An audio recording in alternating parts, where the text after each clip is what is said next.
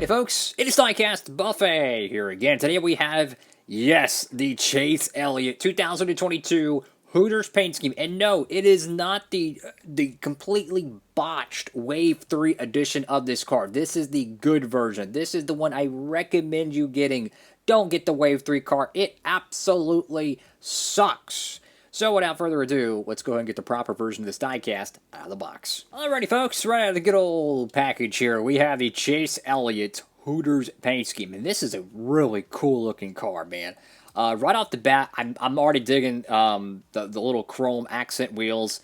And I feel like the diecast, once again, looks so much better than the real car. I don't know why, but it just feels more proportioned than the real car. Of course, this diecast review is brought to you by our friends at B Diecast. This one should still be in stock, so if you're wanting to pick it up, go ahead.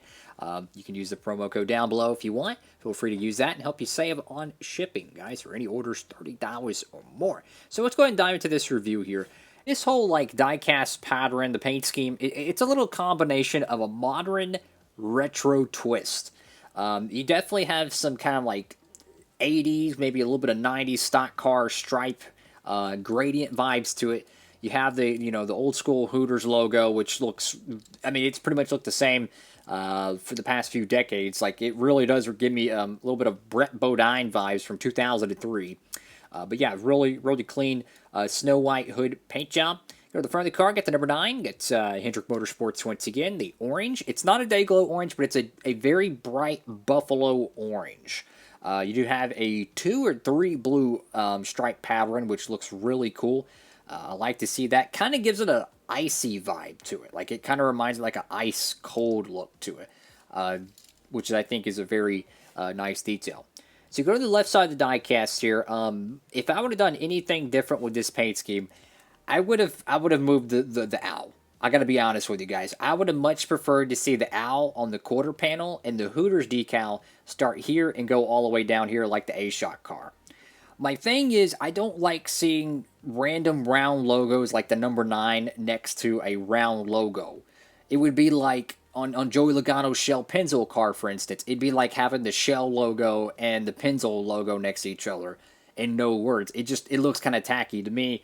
I feel like having the number, having the words, and then having the owl would have been a little bit more proportioned. Like, if you look at it this way, I like it a lot more. I just wish the Hooters logo actually took more real estate. That's my honest opinion.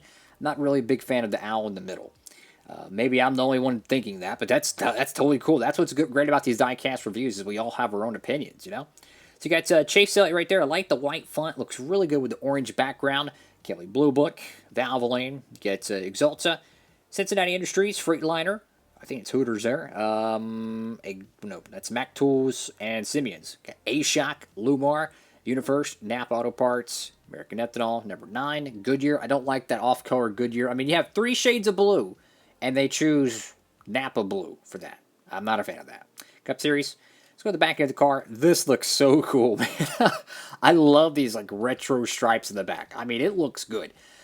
3 shades of blue with that buffalo orange. Very, very nice color palette. Got Follow Me to Hooters. Got the number 9, Camaro.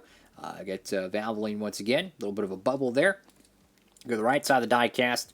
And it's a very clean paint scheme. But at the same time, I just wish this was swapped around a little bit more. That's my honest opinion. The striping looks a little bit off. Like on here, it looks super clean, right? It matches up to the front fascia, to the side panel. When you go on this side, the fascia is higher than the side panel. So this whole decal is a little bit drooped down, unfortunately.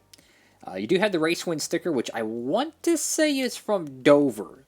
Don't quote me, though. It actually looks really cool, that blue and orange behind the little shark fin.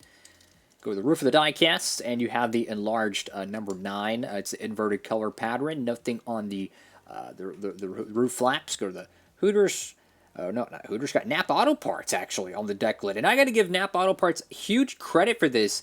Instead of them putting a stupid outlining around the Napa decal, like a Lumar over here, they actually left the background transparent. I love when sponsors do it. They used to do that all the time. All the time. And then they got, I don't know, I guess they just didn't like it or something, and they started putting crazy color backgrounds that looked ugly on some of the diecasts. Like the Mountain Dew green boxes, sometimes they worked, and sometimes they were a nuisance. So anyways, to kind of touch on the point with the Wave 3 diecast and why the Wave 3 version of this car is so bad, guys. Two real big reasons, okay? Number one, it's actually a little bit inaccurate. It has a Chevrolet badge right here on the hood, which is above the bow tie that's in the eye. I say eyes. It looks like eyes, but it's the headlight strip, if you will. There's a little bow tie there. That's inaccurate. That was done like for testing and whatnot. They removed that eventually. Number two, most importantly, the whole decal set for the entire car is like, it is so pixelated. If you've ever made a custom car and you printed it out at home and you said, wow, this stuff looks so pixelated, I am so not happy with it, it would look a million times better than the Wave 3 version. I'm just going to call it what it is. It is bad. I could not stress it enough. Skip the Wave 3 car unless you need a donor car for something cool. Get this one of the Gold Series. I cannot stress it enough. Do not get the Wave 3 version of it. You will thank me later.